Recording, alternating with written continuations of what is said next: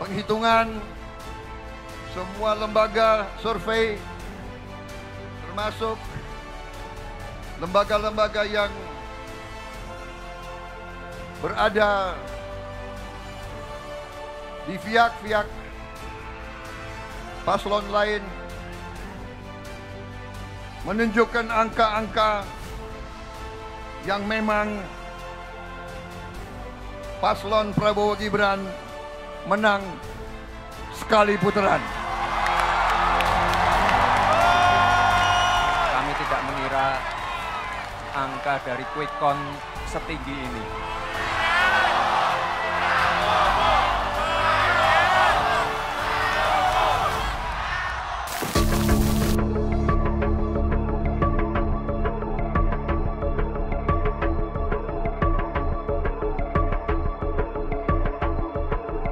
Paslon nomor urut 2 Prabowo Gibran menyambut keunggulan mereka dalam hitung cepat quick count Rabu malam 14 Februari lalu.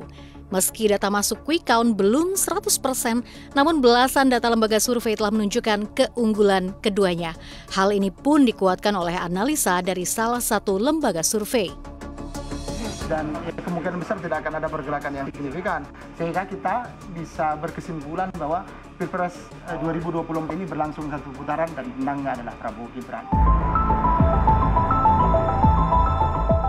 Pasca pemilu, indeks harga saham gabungan langsung tancap gas di level 7.300-an, terapresiasi nyaris 2%. Pun demikian dengan rupiah yang langsung menguat di awal perdagangan satu hari pasca pemungutan suara.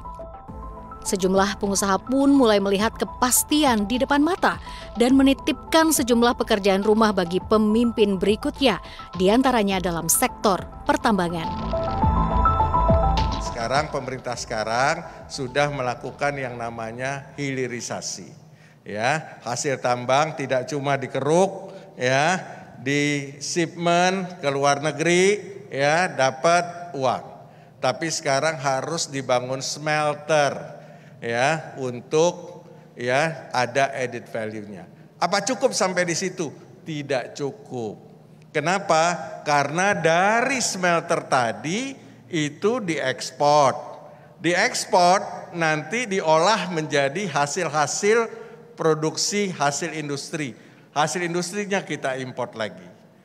Nah, oleh karenanya hilirisasi harus kita lanjutkan dengan industrialisasi. Contohnya nikel itu kalau kita bisa melakukan industrialisasi lebih dari 200.000 produk yang bisa dihasilkan dari nikel itu. Mulai dari pelek mobil ya sampai sendok, panci ya termasuk baterai listrik pun itu bisa digunakan dari hasil nikel.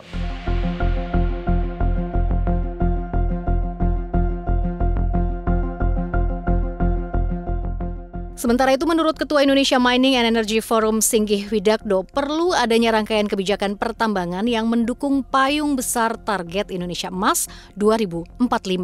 Mulai dari target PDB di 2045 harus mencapai 89,8 triliun rupiah dan Indonesia pun mengincar posisi 5 besar PDB dunia.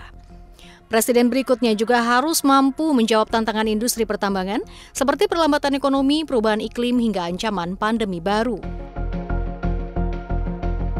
Saya melihat sebaiknya memang dipisahkan sehingga langkah pertama dari payung besar tadi adalah pemerintah menjadikan dua kementerian, yaitu Kementerian Energi dan Petrokimia, yang kedua Kementerian Mineral dan Batubara. Karena memang kalau kita melihat dua sektor ini masalahnya menjadi sangat berbeda kalau kita melihat tantangan yang ada. Sehingga menurut saya siapapun presidennya, apakah nanti Prabowo setelah real account, ya dia harus meletakkan payung besar pada transformasi strategis bangsa di tahun Indonesia Emas 2045. Itu yang paling penting.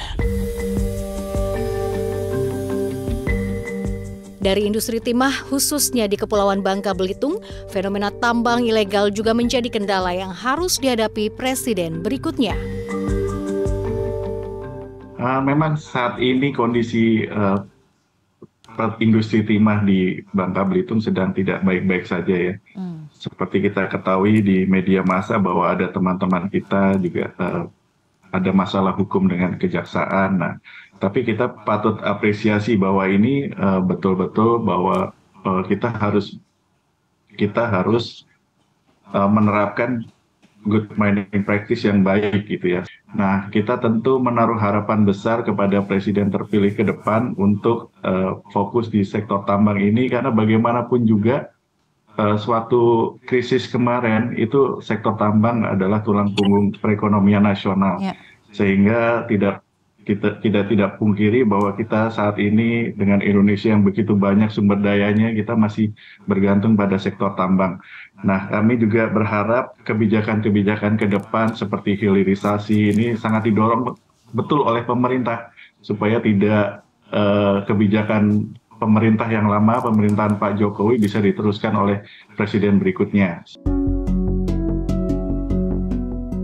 Pada akhirnya sesuai perintah undang-undang, bumi, air, dan kekayaan alam lainnya harus dikuasai negara dan dimanfaatkan semaksimal mungkin bagi kepentingan warganya, bukan bagi kepentingan orang tertentu, apalagi negeri orang.